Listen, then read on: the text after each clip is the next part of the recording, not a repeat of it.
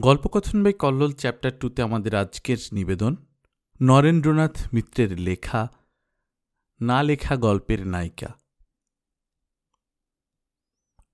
লিখিত গল্পের নায়িকা আর কজন? একজন লেখকের জীবনে তার অলিখিত গল্পের নায়িকারাই সংখ্যায় বেশি। আমায় নিয়ে একটি গল্প লিখুন। তরুণী পাঠিকা, বান্ধবী, আত্মীয়া অনাত্মীয়া, পরিচিতা সদ্য পরিচিতা, অন্তত একাধিক মেয়ের মুখে এমন একটি মধুর অনুরোধ শোনবার সৌভাগ্য নিশ্চয়ই প্রত্যেক লেখকেরই হয়। আর মুশকিল এই, যারা সত্যি সত্যি অনুরোধ করেন, লিখি লিখি করে তাদের নিয়ে গল্প লেখা আর হয় না। স্ত্রী হোক পুরুষ হোক, আপনি হয়তো বেকুবের মতো তাকে নিয়েই গল্প লিখে বসবেন, যিনি আপনার গল্পে তার চেহারার কি চরিত্রের বিন্দুমাত্র ছায়া পেয়ে লাঠি নিয়ে তেড়ে আসলেন, কি চিঠি পাঠালেন মানহানি মামলার ভয় দেখিয়ে।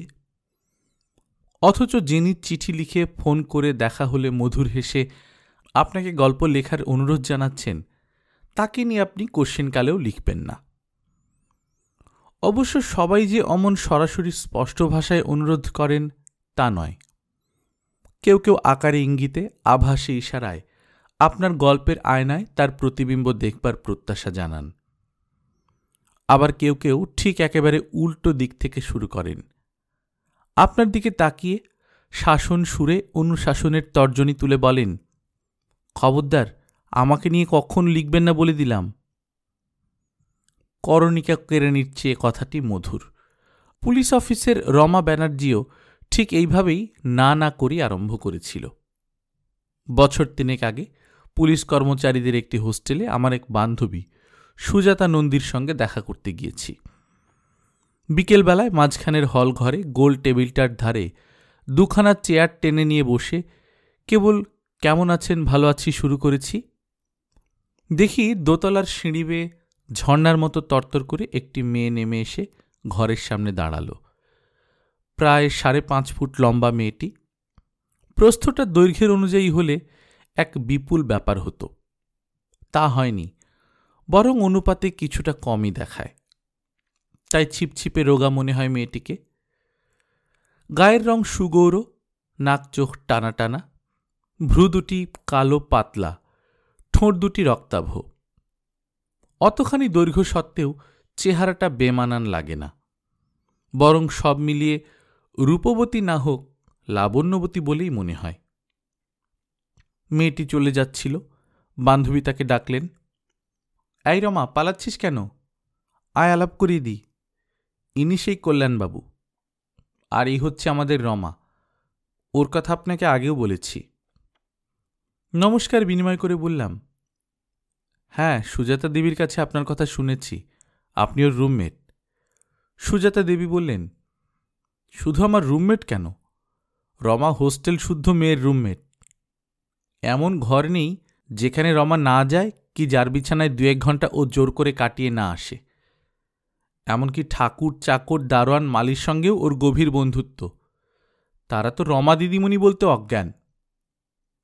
কাছাকাছি আর কোনো চেয়ার ছিল না। সুজাতা দেবী জোর করে নিজের চেয়ারের একপাশে ওকে বসিয়ে দিয়ে বললেন, বস, একেবারে বোবা হয়ে গেলি যে, অমনি তো দিনরাত আছিস বকবক করতেই। জানেন, রাত্রে এত কথা বলে, কিছুতে একটা বই পড়তে কি ঘুমোতে দেয় না। একদিন বলেছিলাম, রমা তুই অন্য ঘরে যেত, তোর জ্বালায় আমি অস্থির হয়ে গেছি। তাতে কি জবাব দিল জানেন? রমার দিকে তাকিয়ে আমার বান্ধবী বললেন, বলবো? রমা হাসি মুখে বলল, বলো। আমার পেছনে তো এতদিন অনেক বলেছ, আজ যা বলবার সামনেই বলো। বান্ধবী বললেন, শুনলেন কথা? তাহলে কিন্তু সত্যিই বলে দেব। জানেন, রমার বড় সাধ ও আমার সতীন হবে। আমাকে খুব ভালোবাসে কি না, রাহুর প্রেম। ও চিরকাল আমার রুমমেট হয়ে থাকতে চায়। আমি বলি, মুখ পুড়ি, তাই যদি হয় তাহলে কি আর তুই আমাকে একঘরে থাকতে দিবি? ঘর তো ভালো, বাড়ি ছাড়া শহর ছাড়া করবি যে। বলতে বলতে সুজাতা দেবী হেসে উঠলেন। রমাও হাসল। সুজাতা দিকে সেই যে ভয় দেখিয়ে রেখেছি, তারপর ও তো আর বিয়েই করল না। কত ভালো ভালো সম্বন্ধ এলো, কিন্তু বিয়ের নামে সুজাতাদির জলাতঙ্ক। জানে আমি সতীন হলে আমি এসসি, উনি এসআই, এই সম্বন্ধ থাকবে না, একেবারে উল্টে যাবে। তখন আমি রাজমহিষী সুয়োরানী, আর উনি কুঁড়েঘরের দুয়োরানী, এঁটো কাটা খান আর ঘুঁটে কুড়ুন। সুজাতা দেবী হেসে বললেন, যা বলেছিস, সেই ভয় বিয়ে করিনি। আমাদের রমার একটা গতি করে দিন তো, ভালো একটা সম্বোধ টম্বোধ দেখে দিন, তারপর নিশ্চিন্তে ধীরে সুস্থে নিজের বিয়ের কথা ভাবব। একটু বাদে রমার চেয়ার ছেড়ে উঠে দাঁড়ালো, বলল, যাই সুজাতা দি। তাড়া নেই, তবে বেশিক্ষণ কল্যাণবাবুর সামনাসামনি বসে থাকতে ভয় করে। সুজাতা দেবী বললেন, কেন, ভয় কিসের? উনি বাঘ না ভালুক? উনি তাদের চেয়েও ভয়ঙ্কর। উনি লেখক, আর 1 মিনিট বসেছি কি উনি গল্পের মধ্যে আমাকে গিলে ফেলবেন। ওরে বাবা, তাহলেই গেছি। কিন্তু খবরদার, আমরা স্ত্রীলোক হলেও পুলিশের লোক, আমাদের নিয়ে গল্প টল্প লিখতে যাবেন না, তাহলে কলমটি তো যাবেই, হাতেও হাত করা পড়বে। হেসে বললাম, সে ভয় তো আছেই, এই জন্যই এতদিন ও চেষ্টা করিনি। সুজাতা দেবী বললেন, কল্যাণবাবুর অমন একটা বদনাম আছে বটে, উনি নাকি ওনার পরিচিত বন্ধুবান্ধবদের নিয়ে গল্প লেখেন, তবে সবাইকে নিয়ে যে লেখেন তা নয়। এই তো আমার সঙ্গে এতদিনের পরিচয়, আমাকে নিয়ে তো এই পর্যন্ত একটি গল্প লেখেননি। রমা ভুরু কুঁচকে সুজাতা দেবীর দিকে তাকালো। তোমাকে নিয়ে আবার কি গল্প লিখবেন শুনি? তুমি খুব ভালো মেয়ে, অফিসার গ্রেডে চাকরি করো, মনিবদের মন জুগিয়ে চলো, সামনের বছর প্রমোশনের আশা আছে, ব্যাস ফুরিয়ে গেল কথা। এতে কি গল্প হয় নাকি? শুধু এসআই হলে যেমন রাজার সুয়োরানী হওয়া যায় না, তেমনি লেখকের গল্পের নায়িকাও হওয়া যায় না। তার জন্যে আলাদা যোগ্যতা চাই, জীবনে অনেক রকম ঘটনা ঘটা চাই। কল্যাণবাবু যদি লেখেন আমাকে নিয়েই লিখবেন, ওরা সহৃদয় লেখক মানুষ, ওদের চোখে দারোগা কনস্টেবলের তফাৎ নেই। সুজাতা দেবী হেসে বললেন, স্বামী কেড়ে নিবি বলে বিয়ে করছি নে, তাতেও শান্তি নেই? একদিনের আলাপে তুই আমার লেখক বন্ধুকেও কেড়ে নিলি। রমা বলল, কাটবই তো, সব কাটব, তুমি কুড়ানি আর আমি কাড়ুনি। বললাম, এই পর্যন্ত কি কি কেড়েছেন তাই শুনি। সুজাতা দেবী বললেন, ওকে আর আপনি আপনি করবেন না তো, তুমি বলি ডাকবেন। অতখানি লম্বা দেখালে কি হবে, ওর বয়স মাত্র 19। রমা বলল, কিন্তু মুখ দেখলে মনে হয় 20, বয়ের অস্বীকার, মূর্ধন্য স। শব্দটি বানান করে বুঝিয়ে দিয়ে রমা ফের বলল, কিন্তু 19ই হই আর 20ই হই, আপনি আমাকে তুমি বলতে পারবেন না কিন্তু। আমি তাহলে ভয়ানক রাগ করব। সুজাতা দি আমার রুমমেট, আমার গার্জিয়ান নন। কনস্টেবল বলে আমার দারোগা দিদির বন্ধুরা আমাকে হেনস্থা করবেন, আমি সেটা মোটেই চাইনি। হেসে বললাম, আচ্ছা, আপনাকে আমি রমা দেবী বলেই ডাকব। রমা বলল, জানেন, জামাইবাবুকে পর্যন্ত সাবধান করে দিয়েছি, বলেছি মাত্র 2 দিনের আলাপে বাসর ঘরে গিয়ে দিদিকে ফস করে তুমি বলে ফেলেছেন বলুন, কিন্তু আমাকে অত চট করে তুমি বলবেন না।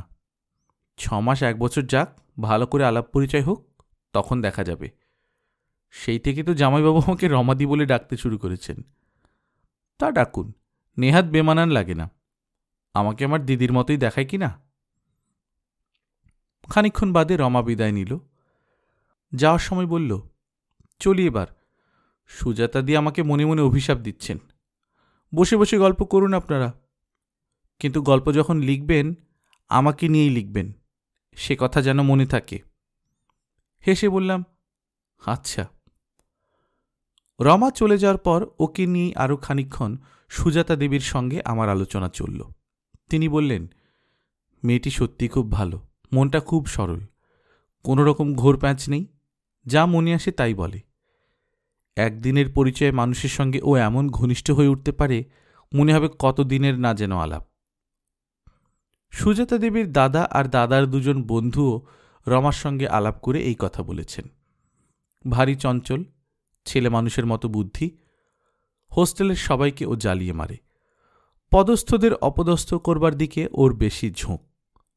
ছুটির দিনে কোনো ঘুমন্ত মহিলা অফিসারের ঠোঁটে কালি দিয়ে গোঁফ আঁকবে, কোনো কুমারীর কপালে সিঁথিতে লাল কালি মেখে তাকে বধূ সাজাবে, এইসব দুষ্টু ফন্দি ওর মাথায়।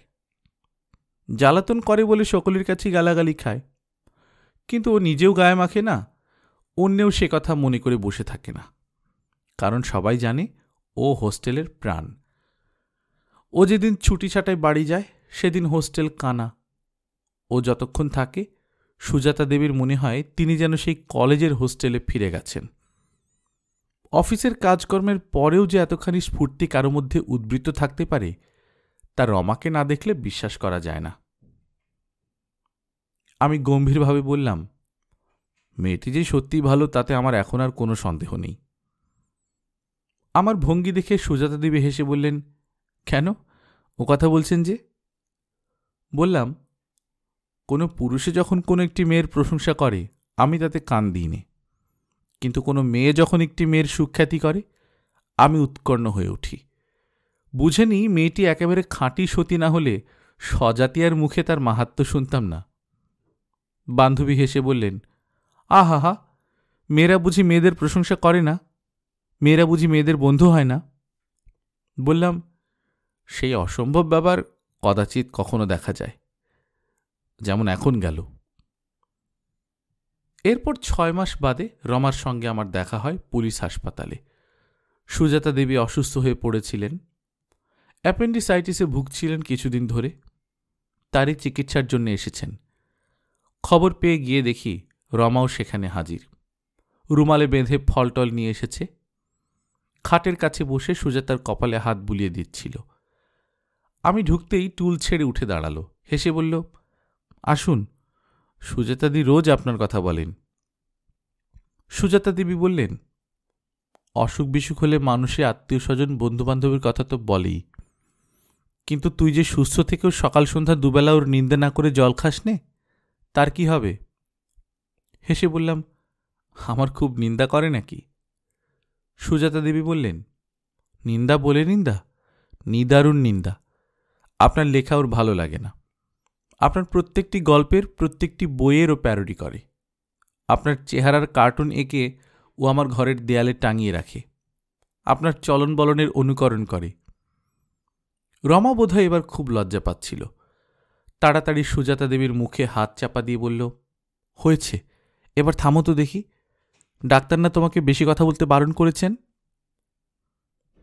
সুজাতা দেবীর স্বাস্থ্যের খোঁজ খবর নিলাম এবার।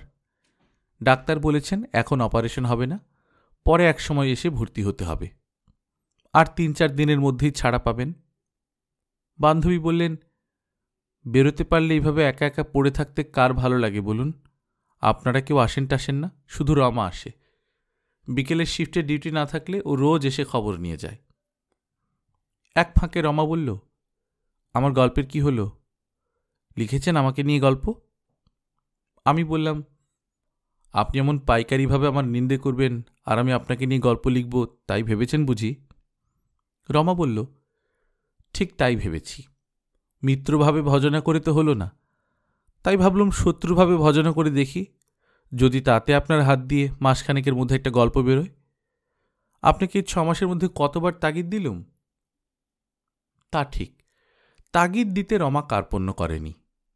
এর আগে সুজাতা দেবীর সঙ্গে মাঝে মাঝে যখনই আমার ফোনে কথা হয়েছে, রমা তখন উপস্থিত থাকলে সঙ্গে সঙ্গে ফোন ধরেছে এবং একথা সে কথার পর জিজ্ঞেস করেছে, কই আমার গল্প কই? কিসের গল্প? আমাকে নিয়ে গল্প? এরই মধ্যে ভুলে গেলেন? না, ভুলব কেন, লিখব একদিন। আর লিখেছেন, লিখবেন আমি মরলে। তখন আর গল্প নয়, তখন শোক সংবাদ লিখতে হবে। সবাই বলবে, রমা নামে একটি মেয়ে ছিল, কল্যাণবাবু তাকে নিয়ে গল্প লিখলেন না, সেই দুঃখে সে বুক ফেটে মরে গেল। মরবার আগে আমি লিখে যাব, আমার মৃত্যুর জন্যে লেখক শ্রী কল্যাণ কুমার রায় দায়ী। আপনার নামে কলঙ্ক রটে যাবে। আমার কলিগরাও টানা হেঁচড়া করতে পারে। তা যদি না চান তাহলে গল্পটি লিখে ফেলুন। হ্যাঁ, তাই লিখব বলে হেসে ফোন ছেড়ে দিয়েছিলাম। মেয়েটি খুব কৌতুকপ্রিয়, পরিহাস সুরসিকা আর খুব বাকপটু। কিন্তু এমন মেয়ে নিয়ে তো আমি অনেক গল্প লিখেছি। আমার কোনো গল্পে পাত্রপাত্রী বোবা নয়, বরং প্রত্যেকেই বাকপটু আর বাকপটীয়সী। আমার সমালোচক বন্ধুরা তাই নিয়ে ঠাট্টা করে বলেন, ওহে, 2-4টি বোবা মেয়ে নিয়ে গল্প লেখো তো এবার, আর না হয় সুতো দাও, আমরা তাদের মুখ সেলাই করে রাখি। মনে মনে তাই সংকল্প করেছি, যে মেয়ে বেশি চালাক চতুর, বেশি কথাবার্তা বলে, আপাতত তাকে নিয়ে আর গল্প লিখব না। হাসপাতালে ঘণ্টা পড়ল, সাক্ষাতের সময় শেষ হয়েছে। উঠবার আগে বান্ধবী আবার বললেন, সত্যি কল্যাণবাবু, দোহাই আপনার, রমাকে নিয়ে গল্প একটি আপনি আজই গিয়ে লিখে ফেলুন। লিখে মাসিক হোক সাপ্তাহিক হোক কোনো একটা কাগজে ছেপে দিন। গল্প গল্প করেও আমার কান ঝালাপালা করে ফেললে। হেসে বললাম, আপনারা 2 বন্ধুই কেউই গয়নাগাটি পড়েন না, কিন্তু একটি অলংকার দেখছি আপনাদের খুব প্রিয়। বান্ধবী ভুরু কুঁচকে বললেন, কি, আমার এই রিস্টওয়াচটির কথা বলছেন? মাথা নেড়ে বললাম, না, সে অলংকারের নাম অতিশয়োক্তি। হাসপাতাল থেকে বেরিয়ে রমাকে বললাম, আসুন একটু চা খাওয়া যাক। রমা যেন আঁতকে উঠল, ওরে বাবা, চাটা আমি খাইনি। বললাম, আপনি না খান আমি খাবো, আপনি বসে বসে দেখবেন। রমা বলল, আমি বসে বসে দেখলে কোনো ভয় ছিল না, কিন্তু দাঁড়িয়ে দাঁড়িয়ে কি পথ দিয়ে যেতে যেতে যে অন্য অনেক লোকে দেখবে তার কি? হেসে বললাম, তা দেখলই বা, আমার মতো একজন বয়স্ক লেখকের সঙ্গে চা খেতে আপনার এত ভয়? আর আপনাকে নিয়ে আমি কি করে গল্প লিখি বলুন তো? রমা বলল, ও সত্যি গল্প লিখবেন? তাহলে চা কেন, আপনার সঙ্গে বিষ খেতেও আমি রাজি আছি। অবশ্য আচার্য প্রফুল্লচন্দ্রের কথা কে না জানে, চা মানেই বিষ। ধারে কাছে ভালো চায়ের দোকান নেই, একটা সস্তা দোকানেই ওঠা গেল। সেই দোকানে আবার মেয়েদের নিয়ে আলাদা বসবার মতো কেবিন টেবিল কিছু নেই। রমা বলল, এই যে একেবারে হাট। আমি বললাম, এই হাটই ভালো, আপনার যা ভয়, তাতে কোনো পার্টিশন দেয়া কেবিনের মধ্যে ঢুকলে আপনি ভয়ে মূর্ছা যেতেন। রমা একটু লজ্জা পেয়ে বলল, সেজন্যে নয়, আপনাকে আমার কোনো ভয় নেই, কিন্তু জানেন তো চাকরি বাকরি করে খাই, কেউ কিছু রিপোর্ট টিপোর্ট করে দিলে চাকরিটি যাবে। এমনিতেই মেয়ে ছেলে বলে কত ব্যঙ্গ বিদ্রুপ ঠাট্টা তামাশা সহ্য করতে হয় আমাদের, আপনি তো সব জানেন না।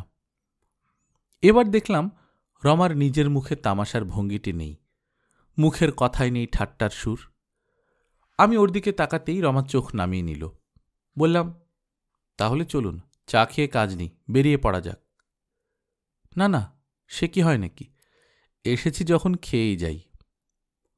অপেক্ষাকৃত নিরালা একটা কোণ বেছে নিয়ে বসলাম।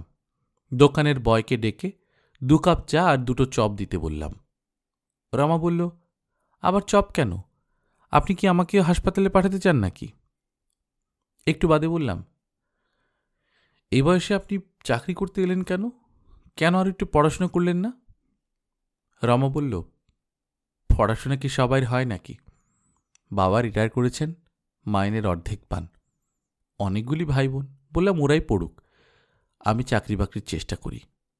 বাবা তাতে রাজি নন, তিনি দিদির মতো আমার বিয়েই দিয়ে দিতে চান, কিন্তু বিয়ে দেয়া তো সহজ নয়, বিশেষ করে আমার মতো লম্বা মেয়ের।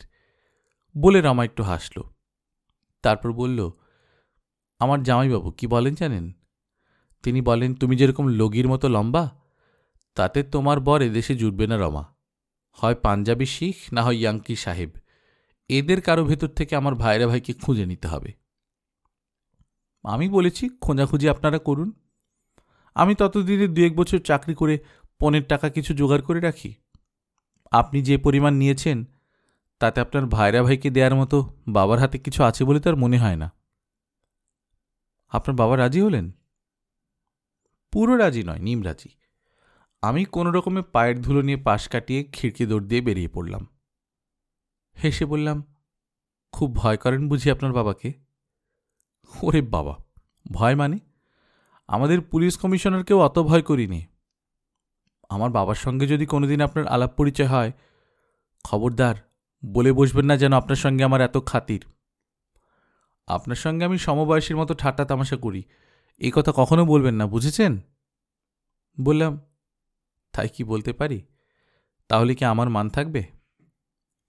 ঠিকই বলেছেন, নিজের মানের জন্যই আমার প্রাণ বাঁচাবেন। আপনার খাতির এই বিশ্রী চা তো ঢকঢক করে গিলে ফেললুম। এবার আমাকে নিয়ে সত্যি খুব ভালো করে একটা গল্প লিখছেন তো?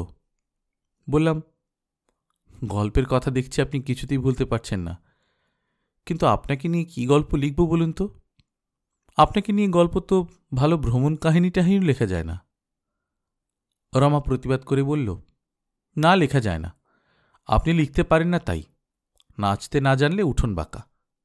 হেসে বললাম, তাই বোধ হয়। বেশ, যদি লিখতে হয় বলুন আপনাদের অফিসের খবর টবর, বলুন সেখানকার অ্যাটমসফিয়ার কীরকম। রমার চোখ বড় বড় করে বলল, ওরে বাবা, আপনি বুঝি তাই ভেবেছেন ফাঁকি দিয়ে আমাদের ঘরের কথা আপনি বের করে নেবেন? গোয়েন্দার উপর গোয়েন্দাগিরি? দেখুন, আমরা আইবি অফিসের লোক, অন্যের ঘরের গোপন কথা আমরা বের করে আনি, নিজের ঘরের কথা কাউকে জানাইনি। বরং আপনার এই অতিরিক্ত কৌতূহলের জন্যই আপনার পিছনের টিকটিকি লাগিয়ে দিতে পারি, তা জানেন? আমাদের সঙ্গে যখন আলাপ করবেন খুব বুঝে শুনে করবেন, বেফাঁস কিছু বলে ফেললেই ফাঁসি। বললাম, থাক, তাহলে আপনাদের অফিসের কথার কাজ নেই। সত্যি কাজ নেই? অফিস নিয়ে যদি লিখতেই হয় তো নিজেদের অফিস নিয়ে লিখুন, যে অফিসে রোজ যাচ্ছেন, রোজ কাজ করছেন। দেখা অফিস ছেড়ে শোনা অফিসের কথা কেন লিখতে যাবেন? না না, অফিসটা অফিস নয়, আমাকে অফিসের বাইরে রেখেই যা হয় লিখুন আপনি। বললাম, আমাদের জীবন থেকে অফিস বাদ দিলে তো থাকে শুধু ফিস ফিস। তা আপনার সেই ধরনের দু একটা কাহিনী বলুন তাহলে। এবার লজ্জায় আরক্ত হয়ে উঠল রমা, কিন্তু মুহূর্ত মাত্র।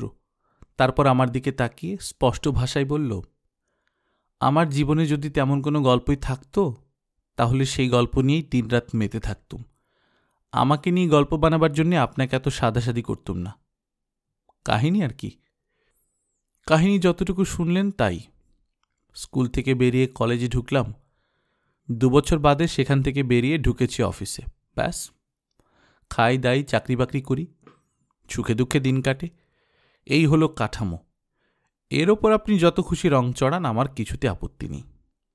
আমাকে পুলিশ রেখে সুবিধে না হয় চোর করুন, জোচ্চোর করুন, বৈধভাবে অবৈধভাবে হোক, একজনের সঙ্গে বা 5 জনের সঙ্গে প্রেমে পড়ান, আমি কিছুতে আপত্তি করব না।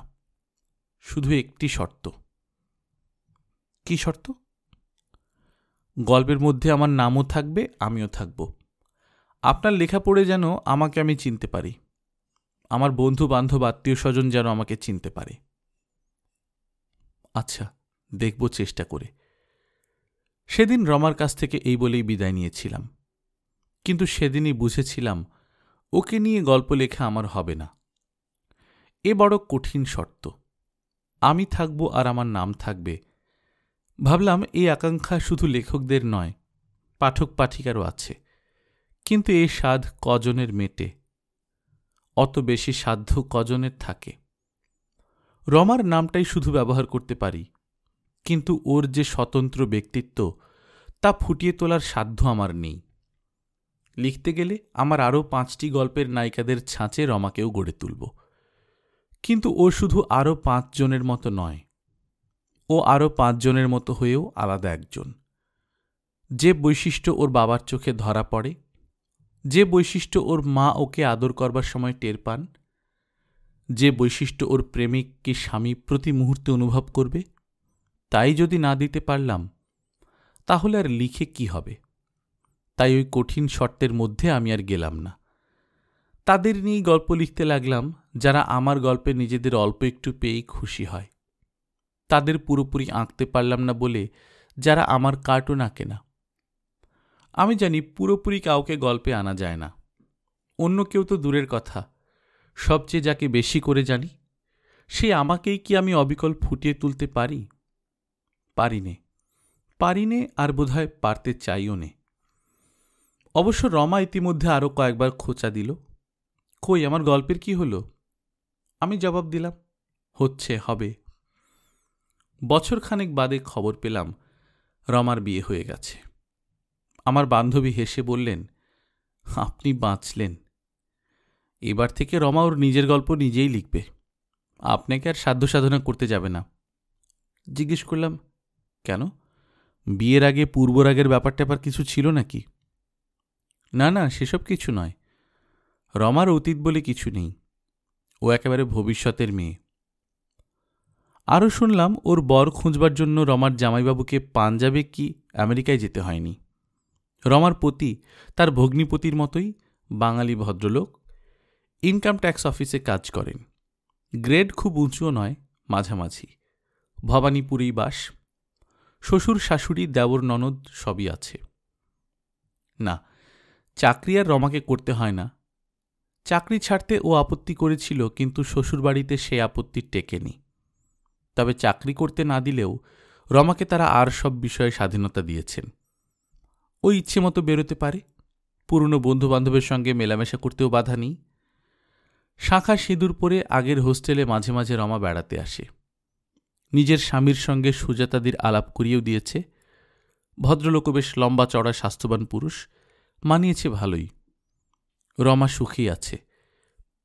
বান্ধবীর বিবরণ শেষ করে হেসে বললেন, আপনাকে কিন্তু খোঁচা দিতে ও আজও ভোলেনি। কিরকম? ও বলে, জানো সুজাতাদি, বিয়ের আগে ভালোবাসার সুযোগ সুবিধা যখন হলই না, তখন বিয়ের পরে ভালোবেসেই খুশি থাকতে হবে।